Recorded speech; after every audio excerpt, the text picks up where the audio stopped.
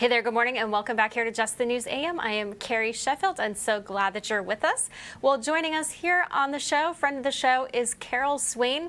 She is founder of Be the People News, and she has some breaking news that just happened to her. Good morning, Carrie. Good morning. How are you? Doing well, and the congressman still joins us as well, Jerry Lewis from Alabama. I'm sorry, Jerry Lewis. You're going to have to start telling some jokes here now. You're going to have to start telling some jokes now. Okay, I can do that. Jerry, Carl. So, Carrie Swain, you just had some news last night in Nashville, where you are. The city council just had a vote. Tell us what this vote was. Well, I was nominated by the FOP, the Fraternal Order of Police, to be one of their 4 candidates for the Community Oversight Board, which is really the police oversight board.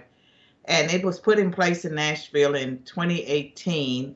It's really been an anti-police oversight board.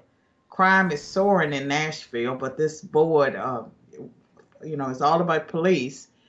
And last week was the first stage of the maybe 10 or 11 candidates that were nominated. I was the only one that was deemed unqualified, even though I have a PhD, a law degree, a criminal justice degree. I've served on the Tennessee Advisory Committee to the U.S. Civil Rights Commission twice.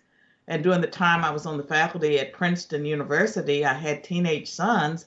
I was responsible for being the catalyst behind ending racial profiling of young men that lived in the community that was just walking across campus. The police department on campus as well as in the community were retrained. And so I had experience, being black all of my life. I'm 66 years old, 7 brothers. I was not qualified. I was the only candidate. It was a 5-3 vote. So I advanced to the next stage, which was last night. I got 2 votes. None of the FOP candidates were placed on the board. They filled the board with social justice warriors. So, Carol, let's talk about crime, at least in Nashville, because nationwide, in many of our big cities, very liberal cities, we're seeing a spike in crime. And some people I've spoken to have said this is because of defund the police, that when you go after the police, it should be no shock. You don't have to have a PhD. You don't have to be a genius to know that you're going to see a spike in crime. Have you seen a spike in crime in Nashville because of this, push to be anti-police? I would say that it's Nashville is a city run by Democrats. They've never had a Republican in a position of authority as mayor. And so I think that the Democrats push that restorative justice. Police are uncomfortable. I think that some of them may have pulled back, but we have a huge shortage of police officers. We may be down a few hundred. And under the circumstances that police officers are expected to do their jobs, I think it's very hard to be a police officer in cities run by Democrats, and that's part of the problem. Congressman Jerry Carl, what have you seen in Alabama in your district? Are you seeing a spike in crime, or what's the mood there with the police? Well, I think crime's up pretty much everywhere simply because we have such a lockdown and people are uncomfortable with the situation we're in now. But Dr. Carroll, I met with our mayor and our sheriff Monday morning. I had my meetings with them in Mobile. And where our numbers are down, it's hard to recruit police officers.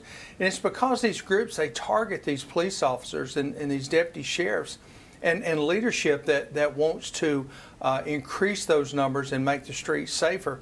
I don't understand their movement, but their movement's pretty simple. They don't want any control in the streets. They want the streets just to run wild, and we've seen that, especially up in Minnesota and some of these other areas.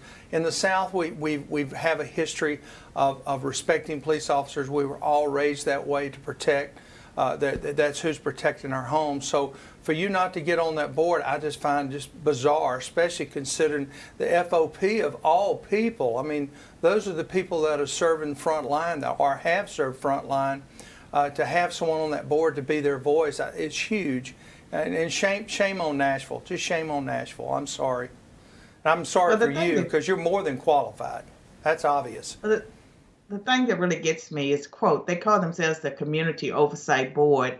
They're being paid by the whole city, and so they seem to see themselves as a group that's just supposed to focus on a narrow part of the minority community. But as the Community Oversight Board, I think part of that job should be to be out there in the community talking with young people who are committing a lot of those crimes and trying to steer them away from the behaviors that lead to unfortunate encounters with the police. And these are very rare. We've had 2 cases in Nashville, and in one case, the young man that was running from the police had a gun in his hand that he didn't drop. And I think that they are misguided all the way around. It's a waste of money. They should never have been approved. And I want to put a tweet up here from a member, a staff leader for a council member in the Nashville City Council there. Her name is Michaela McCree. She said this on Twitter. She said, "It's simple. If you're not an ally, then you are the enemy." And she's the staff assistant at the office of Representative Jim Cooper for the U.S. Congress there, very plugged into what's happening with Nashville politics. Is that kind of the sense that you got from why they voted you down? Do they consider you to be an enemy? And why would they do that? You're part of the community. Well, I am a Black conservative. I'm very outspoken. I believe in due process, presumption of innocence, the rule of law. That makes me an enemy. And Ms. McCree, who's a young woman, she's been involved with Black Lives Matter and all of the activism. And if that's the criteria for being qualified to serve on the board, then she's more than qualified. She's very young. And it's all about political correctness. It's not about reality. And Nashville is going down the tubes. It's a place that Republicans have tried to make changes, conservatives, even Democrats. When I ran for mayor a couple of years ago, I had support across the community. The first time in the special election, I came in number 2. The second time I ran, I came in number 3. But the man who is the current mayor is the brother of Congressman Jim Cooper. His father was a former governor, and he put $2 million of his own money into his campaign. And so how can you compete with that? He didn't have to raise money. All he had to do was dump money in. And unfortunately, too many Republicans supported him because, quote, he was a businessman.